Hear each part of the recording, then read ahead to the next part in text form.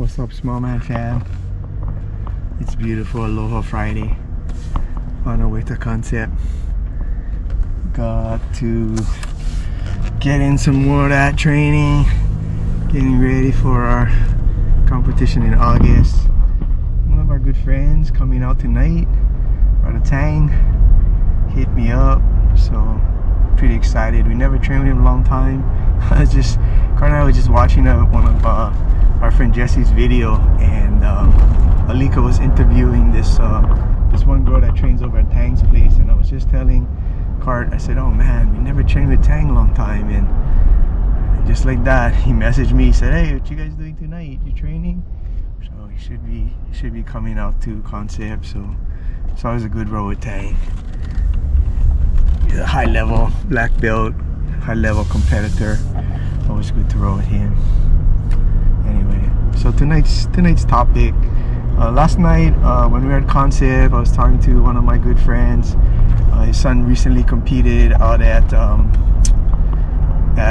Worlds, yeah, and it's kind of funny. Unfortunately I didn't get to watch his match live, but I watched it. I watched the replay, and you know, the match was tough. The match was tight. I mean, you know, so you guys probably know him, Kawai. He went up against a kid that kind of similar style, you know, guard player, strong guard. You know, the match was tight. I mean, it was 4-4, and the guy out there, his opponent had one advantage. It came down to like the last minute or so. So, you know, Kawhi had to push, right? He had to kind of like gamble a little bit, so the other guy I think got one last score on him, but I think it was, you know, it was tight. But after the match, I was thinking, man, you know, especially someone at Kawhi's level, right? there's not a whole lot of people in Hawaii that is his age, that is his size, that is his belt, that plays the game he plays. Yeah, I was thinking, man, you know, I wonder if, you know, they ever would contemplate like going to the mainland, because shoot, you know, the mainland, there's all kinds of high level comp schools, AOJ, Atos. I mean, there's tons of them out there, right? So it's funny because I was talking to his dad last night, and then it was super ironic because he said, man, we were talking about that after the competition. You know, it's kind of tough, right? I mean, there, you know, because like, you know, like I talked about this previously about a couple of the boys that train at our school. There's nobody to push them, right? At least for them, I mean, there's potential they can stay on island because they're still younger. I mean, there's schools and kids that are their size, but again, there's a sense of loyalty. You know, you don't really necessarily want to just jump ship to, you know, get better, but sometimes, you know, you don't have a choice. And more so, like, you know, going to another school in Hawaii is not bad, but like lifting up, moving to another state, like leaving Hawaii, that's a tough decision, man. I mean, you know, especially we see Kawhi, the boy has a lot of potential, man. He's driven by jiu-jitsu. I mean, he's on it. He's a super good kid too. I really like him. He has good parents. He has excellent upbringing, yeah. So he's kind of very humble individual. But you know, is it something that you do for your kid, right? As a parent, you always want to try to give your kid the best and help them succeed. But man, that's a big step, yeah. Like uprooting. So I was talking to him, and I was telling him about, you know, Carl was smaller. He played flag football, yeah. And the first thing we played with, this family that ran the team, Samoan family, football family, you know, really nice family too. So one of Cart's teammates, he just actually got drafted by the New York Giants, right? So he went to Mililani High School. He played at UH for a little while, and then he went to the transfer portal and he went to UCLA. So he was kind of a success story from that aspect. But I see that I think it kind of looks like they might have moved to the mainland or have like two homes, because they have two younger boys, and it looks like they're on their path to be, D1, college football players. I think they're going to. I think it's St. John's they're going to. One of those high level schools in California or Nevada. So,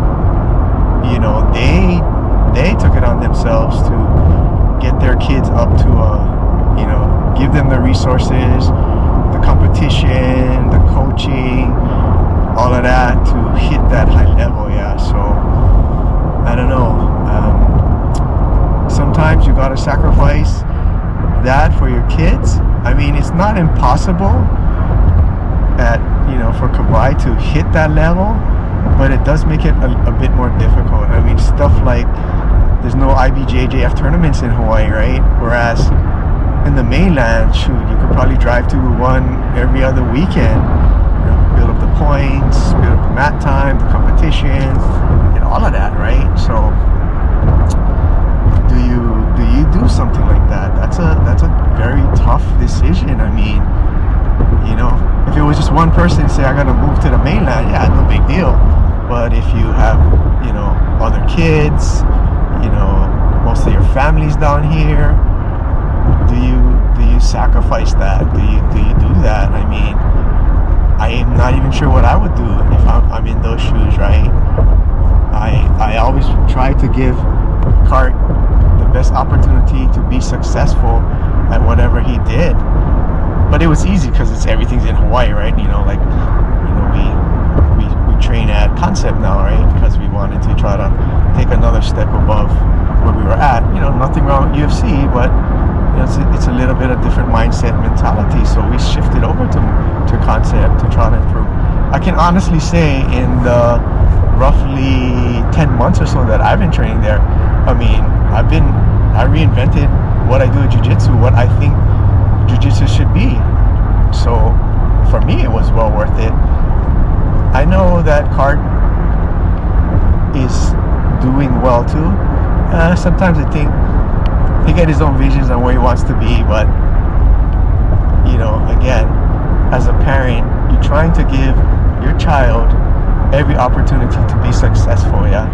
So I don't know how far do you take it, right? And it's not one size fits all. So some parents will do it for their kids. Some parents will say maybe it's not for us, and we'll try take a different path. Yeah. So tough situation. Yeah. But I do feel that things happen for a reason. They'll get some type of sign or something will tell them what to do. Yeah, it's gonna be in front of them. So indirectly, the decision will be made for them. But yeah, it's one of those things. Anyway, tomorrow is Triple Crown. It looks like about a little over 300 competitors. So not bad turnout. Obviously not like Naga, but I guess we're now their second largest tournament we got here running in Hawaii. Interested to see what that Pacific Federation BJJ tournament can put out, but I guess we'll see. That one's like next month. So anyway, I think that's it for me today, guys. Push hard, train hard, be smart, go for that extra round. Catch you on the next one. Us.